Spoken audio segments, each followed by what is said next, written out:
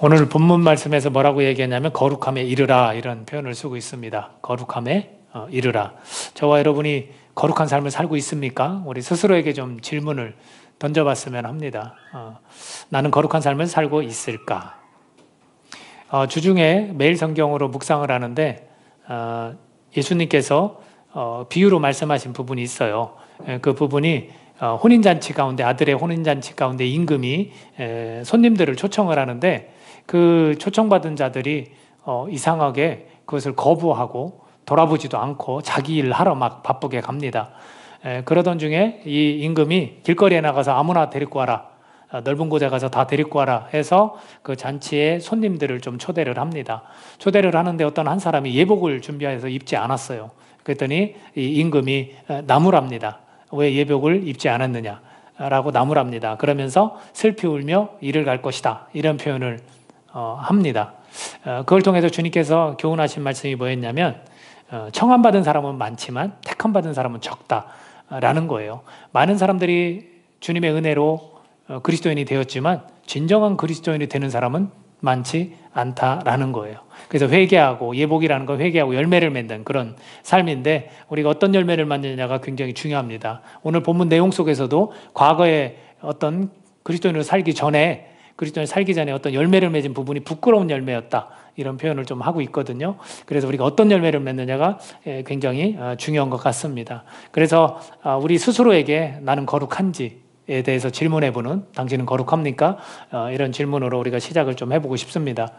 제가 전도하려는 대상자가 있어요. 그분은 지금도 연락을 하거든요. 근데 이제 그분 곁에 다행히도 크리스천 친구분이 하나가 붙었어요.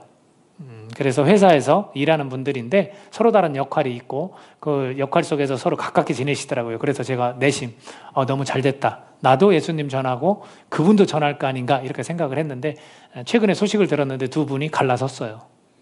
쉽게 말해 싸웠고 한 분이 이제 직장을 거기에서 다른 데로 옮겨서 저한테 연락이 왔더라고요.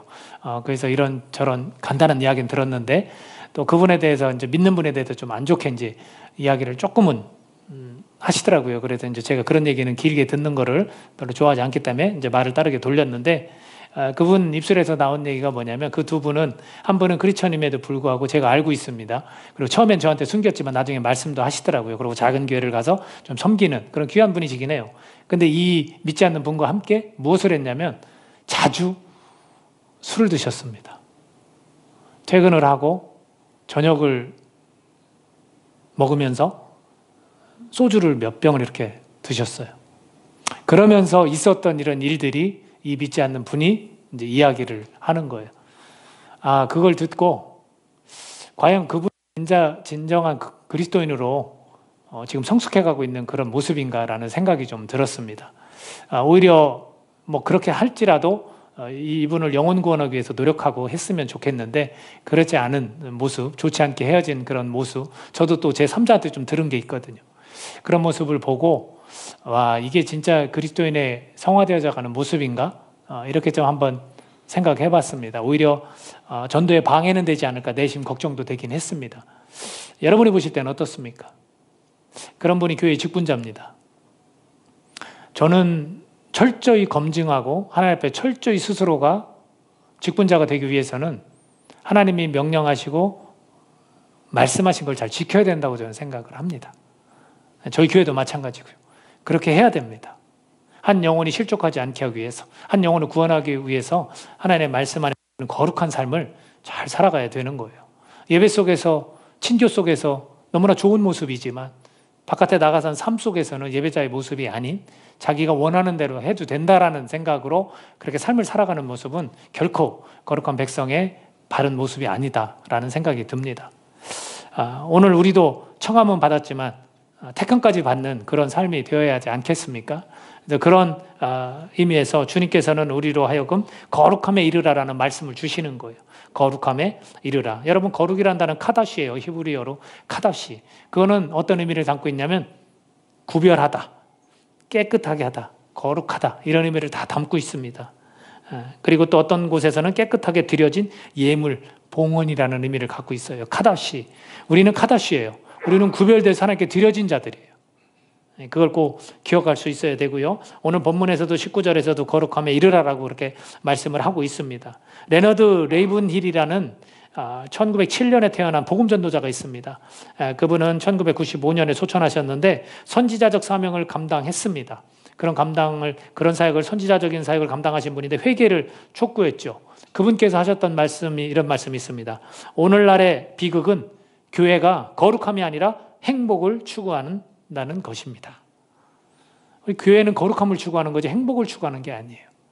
그래서 이러한 말들에 빗대어서 볼 때 우리는 참 거룩함을 얼만큼 중요시 여기고 있는가를 우리는 알 필요가 있습니다. 한 예로 여러분 교회 리더를 뽑을 때 청빙을 할 때가 있어요. 저 같은 목회자를 청빙할 때가 있습니다. 그럼 서류를 다 받습니다.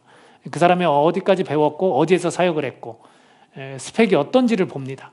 그리고 나서 교회로 초청해서 설교를 듣습니다. 그리고 결정을 합니다. 거기에 빠진 게 있지 않습니까? 뭐가 빠졌습니까? 과연 이 목회자는 거룩한 사람인지가 빠진 거예요. 그런 걸 확인을 하지 않습니다. 과연 이 사람이 하나님 앞에서 어떤 삶을 사는지, 거룩한 백성인지를 확인하지 않는다는 겁니다. 전도도 마찬가지죠. 우리가 전도할 때 예수님을 전합니다. 예수님을 믿으면 행복합니다. 평안합니다. 맞습니다. 그러나 한 가지를 더 전해야 되죠. 예수님 믿으면 우리가 과거에 있었던 모든 잘못된 습관들은 다 버려야 합니다. 당신은 새로 태어난 사람으로서 거룩한 자로 살아야 됩니다. 괜찮겠습니까? 우리는 이런 복음은 전하지 않는다는 거죠. 그래서 그리스도인이라는 이 이름은요, 구원받은 자를 일컬어 부르는 칭호가 아닙니다. 저는 그렇게 생각합니다. 그게 아니라 구원받고 구원을 이루어가는 자들의 호칭인 거예요. 그저 구원만 받았다고 그리스도인입니다가 아니에요. 구원을 받고 구원을 이루어가는, 즉 성화되어져 가는 사람을 그리스도인이라고 그렇게 부르는 겁니다. 우리는 거룩한 백성으로 자라가는 것, 변화되는 것에 대해서 우리는 미온적인 것 같아요. 거기에 대해 열정이 있거나 사모함이 있거나 이러지 않아요. 내가 변화되어지고 난 더 거룩해져 가야 돼라는 거에 대해서 우리는 미온적이라는 거예요. 냉랭합니다. 차갑습니다.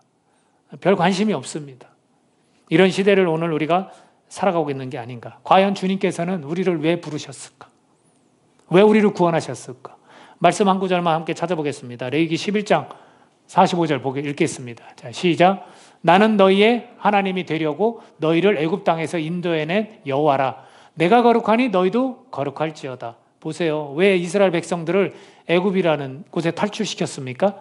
거룩하게 만들기 위해서, 거룩한 삶을 살도록 하기 위해서. 이게 하나님의 목적이에요. 왜 우리를 세상 가운데 구별해서 카다시 했습니까? 우리를 구별한 이유가 뭡니까? 우리로 하여금 거룩한 삶을 살게 하기 위해서 그렇습니다. 근데 세상과 똑같은 삶을 산다? 문제가 심각한 거죠.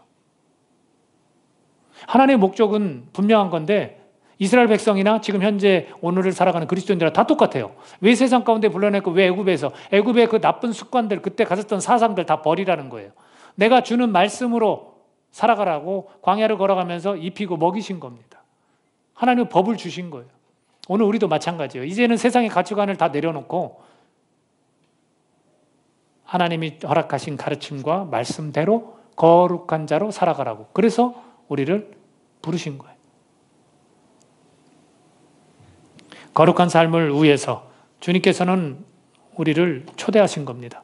베드로전서 2장 9절에서도 이야기하잖아요. 뭐라고 이야기합니까? 오직 너희는 택하신 족속이요 왕 같은 제사장들이요 거룩한 나라요 라고 말씀하십니다. 우린 거룩한 나라예요. 거룩한 나라. 거룩한 나라 안에는 백성들이 다 거룩한 거죠. 거룩한 백성들이 존재하는 곳이 거룩한 나라 아니겠습니까? 우리를 거룩한 삶으로 주님께서는 초대해 주셨다라는 겁니다.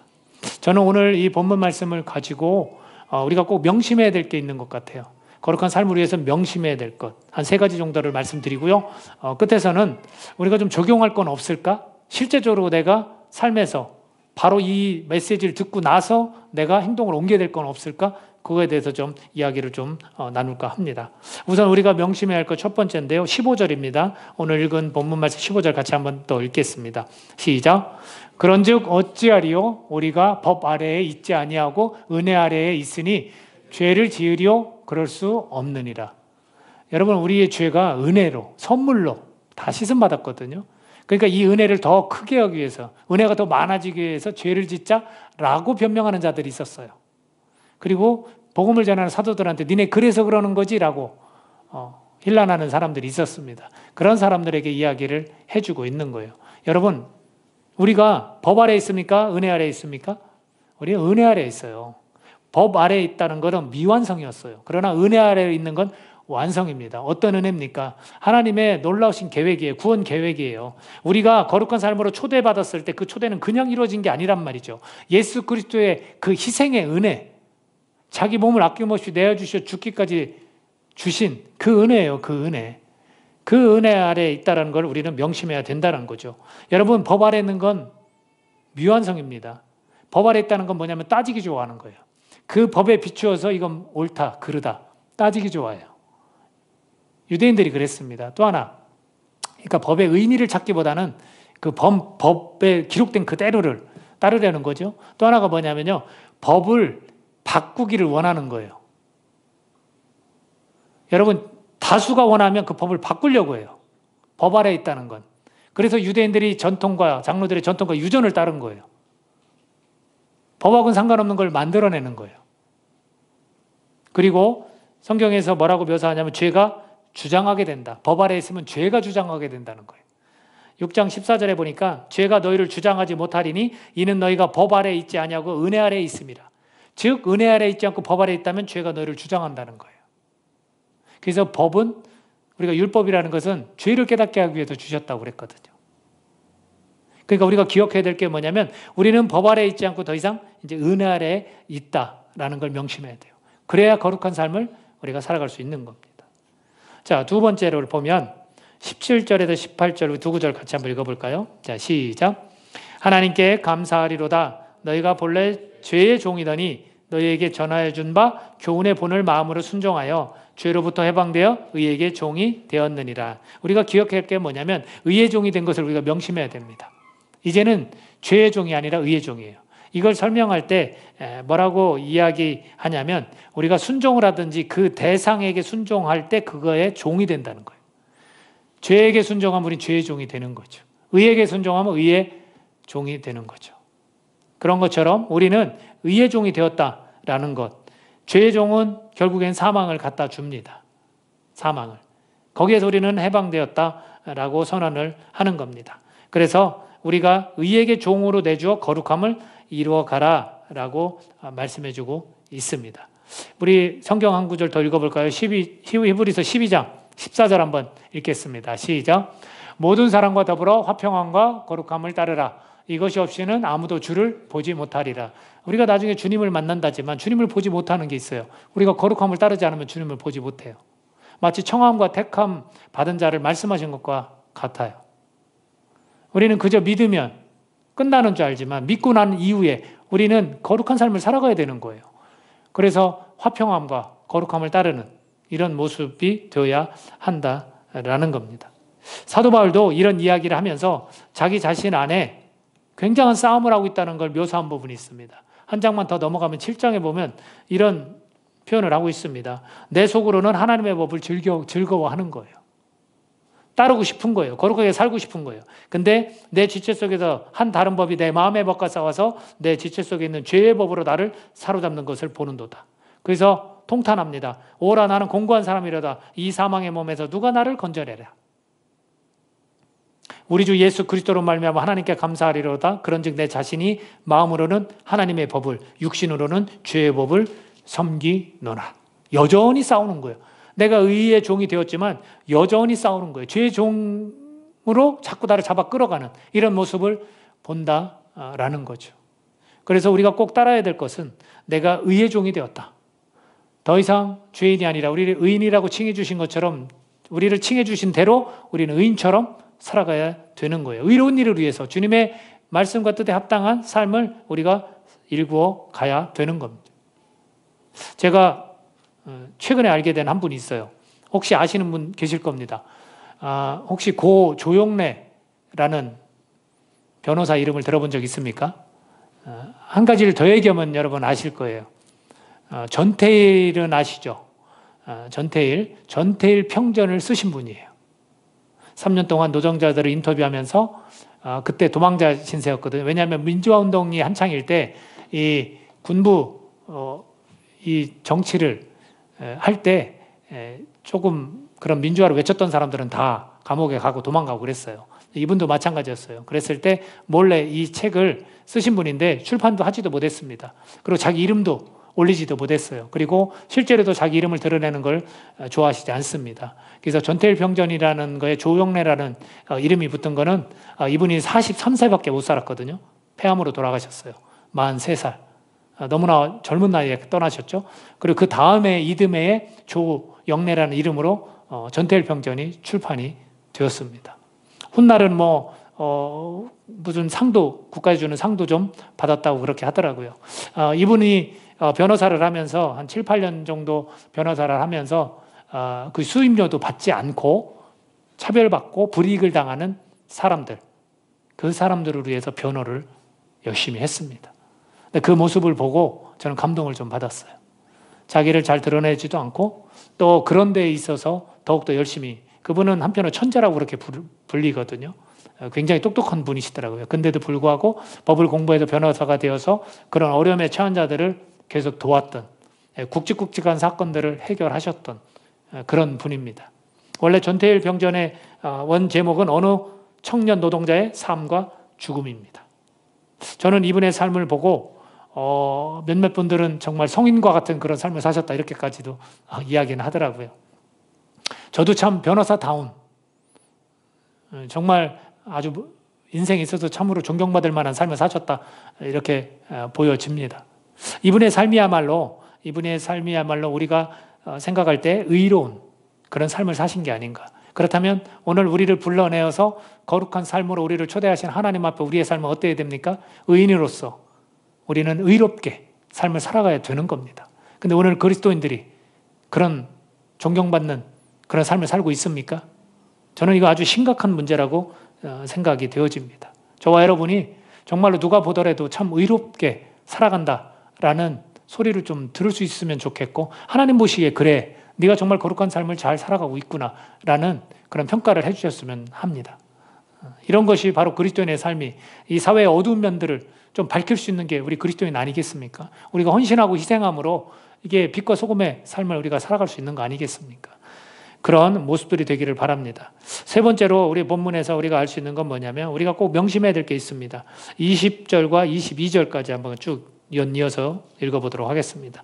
자, 시작. 너희가 죄의 종이 되었을 때에는 의에 대하여 자유로웠느니라. 너희가 그때 무슨 열매를 얻었느냐? 이제는 너희가 그 일을 부끄러워하나니 이는 그 마지막이 사망임이라. 그러나 이제는 너희가 죄로부터 해방되고 하나님께 종이 되어 거룩함에 이르는 열매를 맺었으니 그 마지막은 영생이라. 아멘. 우리가 거룩한 삶을 살기 위해서 꼭 명심해야 될 게 뭐냐면요, 사망과 영생을 명심해야 돼요. 사망과 영생. 전에는 무슨 열매를 얻었습니까? 사망을 얻었어요. 사망. 어떤 열매냐면 사망이에요. 왜? 전에는 죄의 종이 되어서 의에 대해서 자유로운 거예요. 의에 대해서 신경 안 써도 되고요. 의롭게 살지 않아도 되고 관심 안 가져도 돼요. 우린 그렇게 살았다는 거예요. 자기만을 위해서 사는 거죠. 남을 짓밟고서라도 내가 올라서면 되고요. 다른 사람이 부당한 일을 당해도 나에게 돈이 주어진다면 그걸 해도 되는 거예요. 그런 그 일들을 전에는 부끄러웠다, 이렇게 표현하고 있습니다. 무슨 열매 얻었습니까? 부끄러운 열매예요. 사망에 이를 수밖에 없는 열매. 근데 지금은 어떻게 되었다고요? 이 죄의 종에서 해방이 된 거예요. 죄가 우리를 주관하지 못하게 예수님께서, 우리가 그분을 믿으니까 그분이 해결해 주시고 그 모든 죄를 씻어 주시고 더 이상 죄의 종이 아닌 의의 종이 되게 해주셨다라는 겁니다. 그러면서 거룩함에 이르는 열매를 맺었다, 이렇게 표현하고 있습니다. 거룩함에 이르는 열매를 맺었다. 예전에는 우리도 그랬을 거예요. 저도 그랬어요. 부끄러운 일도 서슴지 않았어요. 내가 즐거우면 그만이에요. 나를 만족시키면 좋은 거예요. 정욕, 욕심, 이런 거로 살았던 거죠. 근데 이제는 그렇지 않죠. 의로운 일에 있어서 관심을 갖고 의인이라 말씀해 주시니 그런 의로운 삶을 살려고 하는 겁니다. 그래서 이 삶의 여정 가운데 우리가 어떤 열매를 맺어가냐면 거룩한 씨앗을 주어졌다는 거예요. 우리에게 거룩한 씨앗이 주어진 거예요. 거룩한 열매를 맺었다는 것은 이 씨앗이 우리에게 주어졌고 우리가 잘 가꾸어 가야 한다는 겁니다. 그걸 성화라고 우리가 부르는 겁니다. 우리가 점점 거룩해져 가는 그 거룩한 삶은 뭐라고 표현합니까? 이 거룩은 예수님을 닮아가는 모습이다. 우리는 이렇게 말합니다. 그렇다면 이 그리스도를 닮는다는 말의 구체적인 표현이 뭔지를 보겠습니다. 예수님은 어떤 분이셨을까? 의롭고 거룩하셨습니다. 예수님은 사랑이 있었고 겸손하셨습니다. 그리고 예수님은 자기 부인과 한결같은 마음이 있었습니다. 그리고 예수님은 지혜로웠고 또 예수님은 세심하셨습니다. 또 예수님은 담대하셨고 자기 통제가 있으셨습니다. 그리고 예수님은 신실하셨고 예수님은 고통을 견뎌내는 능력을 지니셨습니다. 이런 걸 닮아가는 행위가 거룩한 삶인 거예요. 저와 여러분이 이런 거룩함을 우리가 닮아갈 수 있기를 간절히 바랍니다. 그런 삶을 살아갈 때 우리에게 결과는 사망이 아닌 영생이 되는 겁니다.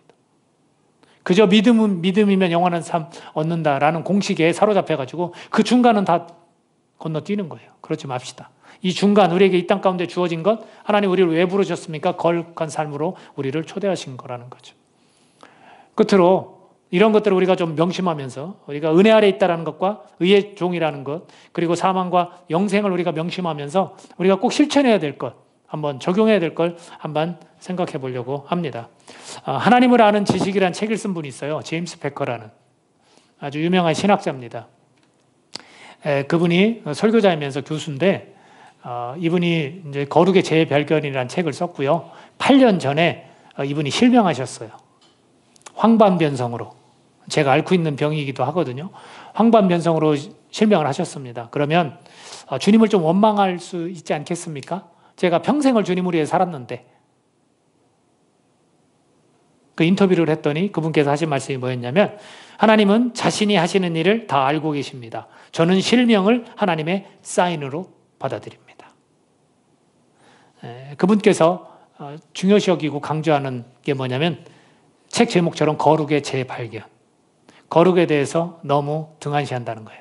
그리스도인들이. 그러면서 그 책에서의 내용 가운데 이런 내용이 있습니다.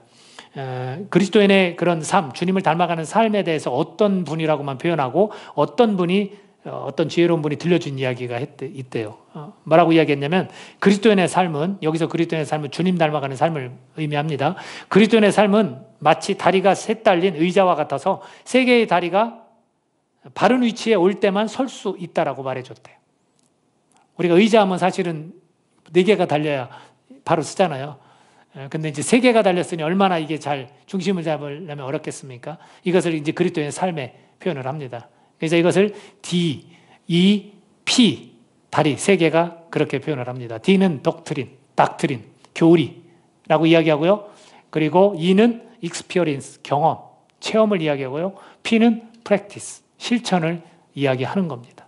그래서 그 세부사항을 보면 교리는 뭐겠습니까? 하나님으로부터 계속 공급받는 지혜와 진리예요. 그래서 성경 말씀을 우리가 읽고 묵상하고 또 탐구하고 깨닫는 거예요.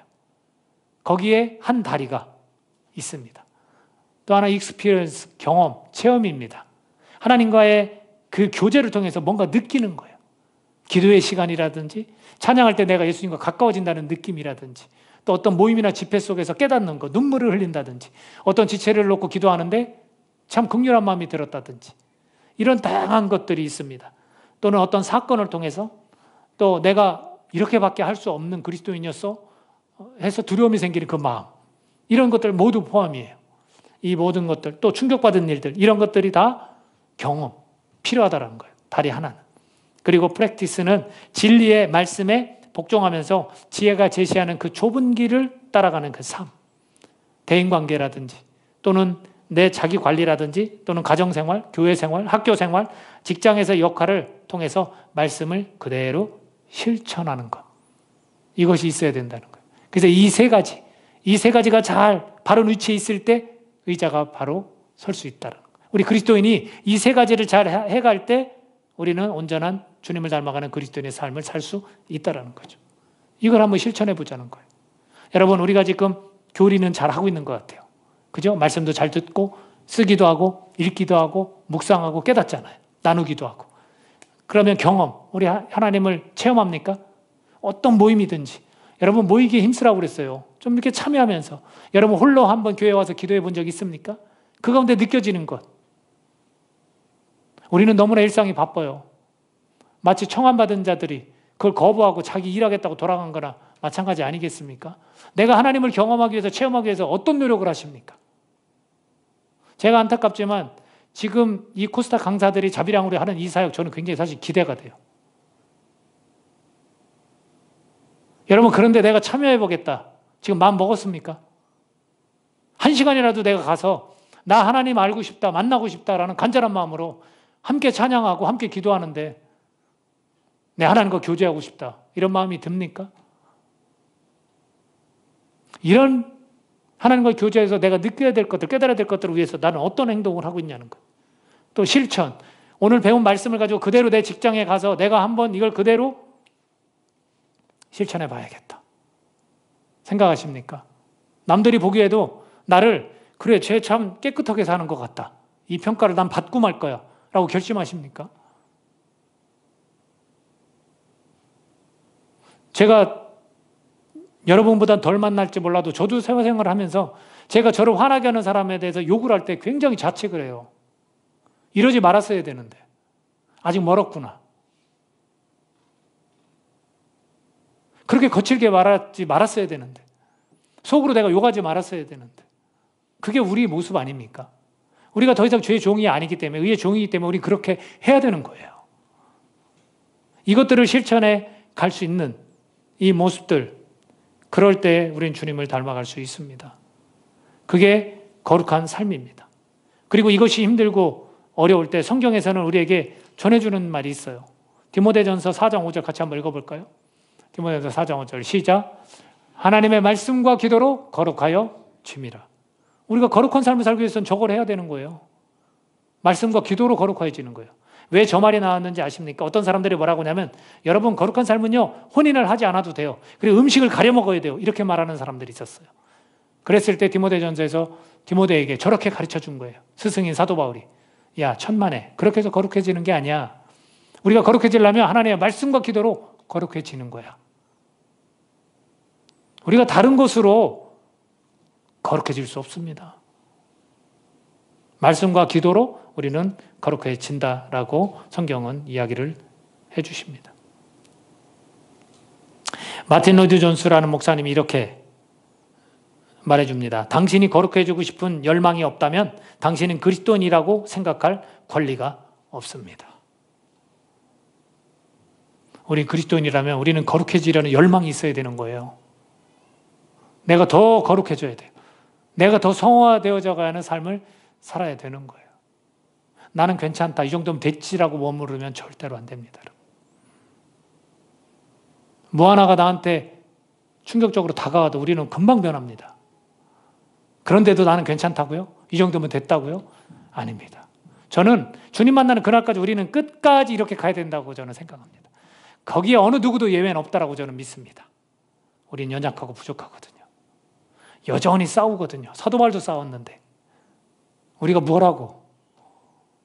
그 능력 있는 그리스도인도 싸웠는데 우리라고 안 싸울 것 같습니까? 싸웁니다.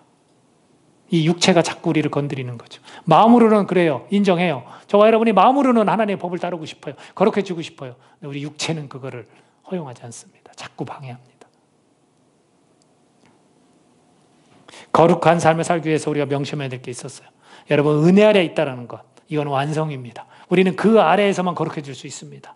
그리고 의의 종이라는 것, 이건 존재입니다. 우리는 이제는 더 이상 악한 것에 휘둘림받는 사람들, 세상의 가치에 휘둘림받는 사람이 아닙니다. 그리고 사망과 영생입니다. 우리는 옮겨졌습니다. 우리의 결과입니다. 이 결과를 우리가 온당히 받기 위해서는 우리는 거룩한 삶을 살아가야 되는 겁니다. 하나님은 우리가 거룩한 삶을 살아가라고 초대해 주셨습니다. 믿으십니까? 이게 하나님의 분명한 목적입니다. 우리 교회가 하나님의 영광을 가리거나 가로채지 않기를 원합니다. 하나님만 영광 받으시는 거, 우리가 거룩하면 되는 거예요. 근데 내가 거룩한 삶을 살지 않으면 우리는 하나님의 영광을 가로채는 것이고 하나님의 영광을 가리는 거예요. 우리 모두 성화의 그 여정을 잘 걷는 거룩한 무리가 될 수 있기를 예수님의 이름으로 축복합니다. 다른 거 필요 없는 것 같아요. 하나님의 이 목적에 합당하게 저와 여러분이 점점 더 거룩해져 가는 그리스도인이 되기를 축복합니다. 같이 기도하겠습니다. 이 시간